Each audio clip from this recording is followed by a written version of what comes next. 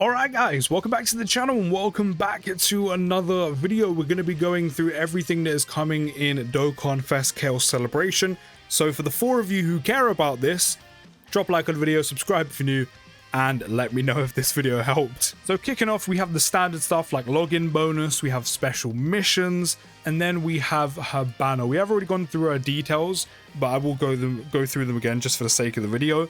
But in terms of the banner, it's not the best, and that's probably a good thing considering it's going to help you save for worldwide. Like, her celebration is literally going to be between like a week and 2 weeks long. It's literally going to fill in the space between the end of the 8th anniversary and the start of worldwide.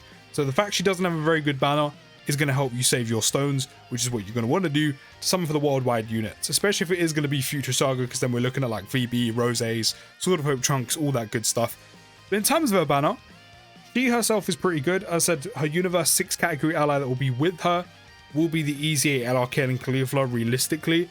The side banner Frost, doo-doo, absolute doo-doo, he's not good at all.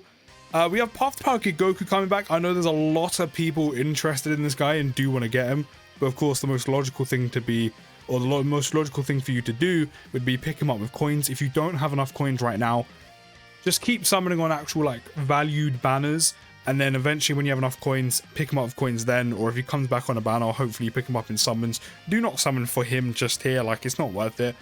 Because the RF Blues, not good enough.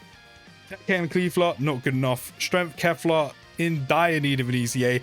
Ginyu's not bad, but again, if you really want a Ginyu, if you still don't have him, best bet, pick him up with coins. So before she transforms as Berserk Kale, she will lead Universe 6 or Transformation Boost with the 170 lead, and then provide the additional HP attack and defense plus 30% for characters who also belong to Universe Survival Saga or Full Power. For being honest, her lead, not the best. It's okay for like the transformation boost part and the full power part. But the Universe 6 and Universe Survival Saga portions, yeah, not great whatsoever. She'll greatly raise attack by 50% for 1 turn, cause immense damage to the enemy. On her passive, will get attack and defense plus 160, then the additional attack and defense plus 60% with a 50% chance of launching an additional super attack when performing a super attack, which, considering she's just a standard TUR, very easy to do so. She's also a Saiyan, so it's very easy to link her. So triggering that additional, of course, if it does go in your favor and that 50% chance does trigger for you, it's going to be very easy to do so. She also has 20% damage reduction up to 60% within the same turn of each super attack performed, which with the built-in super attack, she's going to build this up nicely. She'll also get an additional attack and defense plus 160 with a 70% chance of launching an additional super attack when there is another Universe 6 category ally attacking in the same turn, which again, with the fact that you're going to be using LRK and Cauliflower with them for the Universe 6 category ally, getting that 70% chance of launching an additional super, and then building up this damage reduction, going to be very, very easy to do. As I said, Kale is actually really good, especially if you do have the Universe 6 category ally to go with her. She's very, very good. And in terms of her active skill condition, she'll transform starting from the 4th turn with Cauliflower on the team, or can be activated after performing 6 or more super attacks in battle, which even like the either or condition isn't that bad when you consider like the built-in additionals she does have. A link set is Saiyan Lineage, Berserker, Battlefield Diva, Prepare for Battle, Warriors Universe 6, Tournament Power, Fierce Battle.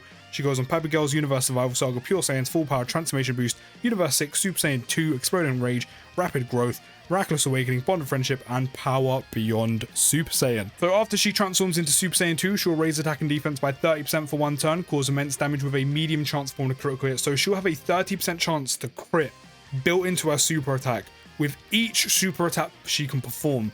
So not only will she naturally do multiple amounts of damage anyway because of the amount of time she can super attack, but they all have a 30% chance to crit before you get any dupes. So the amount of damage Kale can actually do is actually really impressive. On her passive, she does get defense plus 100% for 6 turns from the start of turn, and attack and defense plus 200% at the start of turn naturally. She'll then get an additional attack plus 120 when performing a super attack. She'll launch 2 additional attacks, each which have a 30% chance of becoming a super attack, just like LR Final Form Cooler.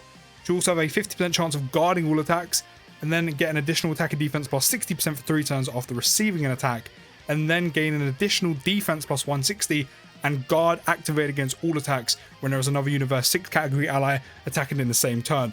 Which, as I said, the main unit that is going to be triggering that guard, the extra defense, will be the LR Kale and Cauliflower. I know there's not much change to them, but they are pretty good and essentially updated for 2023. But that is going to be a unit that's going to be triggering all that. So if you have them next to her, it's actually a really good rotation. And the one link that changes, she does end up gaining Super Saiyan instead of Berserk. Carrying on, of course, we have the new Dokkan event. We have a stone sale, which, I mean, the only way you're probably going to want to be summoning on Kale's banner is if you do decide to pick up the stone sales. If you do spend money on the game, we have typical stuff like ritual summons. We're going to have a new quest mode added, which is going to add actually one of the best link leveling stages in the game, but we are going to get a new quest mode area. We've got returning easy areas for these units, which are meant to obviously help out Kale, but realistically, are you going to be using them in difficult content? Probably not. Returning story events. Of course, we've already had this and this, so this will be taken out of the celebration. This is why I'm saying it's literally like filler celebration before we do get worldwide. Again, more returning content. We're going to have a new Ultimate Clash. And then, of course, the other biggest part of the celebration is going to be the Easy A for LR Kale and Cauliflower. So after EZAing, LR Kale and Cauliflower will be a Key +4 150 lead for joined forces. Will provide Super AGL with Key +4, HP and attack and defense plus 100%. They'll stack defense by 30% on 12 key, raise attack by 30% on 12 key as well, cause colossal damage to the enemy, and on 18 key will just stack their defense by 30%, cause mega colossal damage to the enemy and lower enemies attack. They'll get Key +3 and attack and defense plus 130. Launch an additional attack, there's a 50% chance of becoming a super attack, plus an additional attack and defense plus 60%, and launch an additional attack, there's a 70% chance of becoming a super attack when HP is 66% or less. They'll then get Key +1 up to 6, and a chance of any enemy's attack plus 6% up to 66% with each attack performed, and then attack plus 10% per universe 6 joined forces or pure Saiyans category ally on the team, which is very easy to kind of bundle up for them when you consider the units that'll be around them, such as Kale, you know, other Saiyan units. That's mainly the route you're going to go down if you do decide to run Kale and these two, because you're not really going to be touching on universe 6, and some of the best joined forces units in the game are already Saiyan units. They'll also launch an additional super attack when there's an universe survival saga or pure Saiyans category enemy. The only part where this is really gonna like shine is the pure Saiyans portion, is when you're facing Broly, and that's kind of about it, because of course the other harder stages or, you know, enemies in the game, you're looking at Cell Max, 2 Cell Maxes actually, you're looking at Omega, Sin currently on global, and also Metal Cooler Core. So they're only going to get that guaranteed additional when you do face off against Broly. But even in general, they can do a couple of super attacks, which is of course going to help them raise their defense even quicker, which is exactly what we want, get our defense up as quick as possible. And again, they're going to be very important to DOKKANFEST Kale, because they will be the universe 6 category ally on the team that will trigger all of our good stuff like the guard, the guaranteed additional, all that kind of stuff, the extra defense. They're going to be providing for that. As I said, they didn't really change much with LR Kale and Cauliflower's EZA. They essentially just updated. They were already good when they dropped. Of course, they were one of the best units in the game. They were busted. They essentially took what they were and made an updated 2023 version. And while they didn't really do a lot, they're still a solid EZA. They still work really well, and of course work exceptionally well with Kale, and they do the job. But in terms of the rest of the stuff from the celebration, of course, you have their banner. You again have Dokkan events daily. We're going to get a new SBR stage, which I'm pretty sure is going to be Miraculous Awakening, returning story events, and I'm pretty sure, because I'm pretty sure we already had this, I'm pretty sure that is everything for our celebration. As I said, it's going to be a very short one, because she's basically going to be the filler celebration before we do get the start of worldwide. And as I said, the main thing you want to be doing with the celebration is grind all the stones as much as you can. You want to save all them stones to be taken into worldwide. If you do decide to summon on Kale, I would say only summon discounts if you really want it that bad, if you think she's that good, or you're like a Kale fan. Or of course, if you spend money on the game, then of course you can take advantage of the tickets and sales. But do let me know in the comments if you'll be summoning for DOKKANFEST Kale, and if you're excited for her. Again, all 4 of you, do let me know. But I'll see you in the next video, guys. Take care, have a good rest of your day, and push.